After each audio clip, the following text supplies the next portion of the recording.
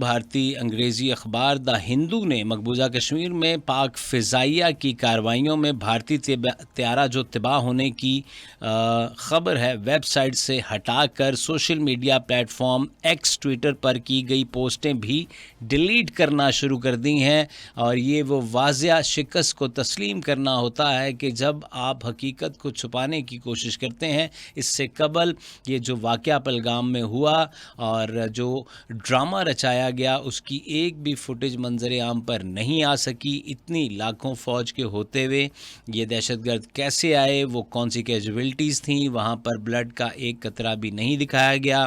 جو لوگ وہاں مارے گئے ان کے گھر والوں کو ان کی فوٹیجز کو نہیں دکھایا گیا۔ بار بار انٹرنیشنل میڈیا پوچھتا رہا، اور اب جب رات گئے گزشتہ رات یہ بزدلانہ کارروائی کی گئی تو ان کے رافیل اور مگ طیارے جو ہیں وہ زمیں بوس ہوئے اور اربوں ڈالرز کا نقصان ہوا۔ انٹرنیشنل میڈیا نے اس کو رپورٹ کیا۔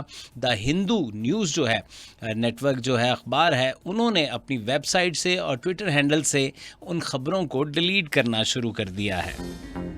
ذرائع کے مطابق یہ طیارے گزشتہ رات پاکستان کے مختلف علاقوں پر ہونے والی بھارتی حملوں کے بعد جوابی کارروائی میں مارے گئے تھے۔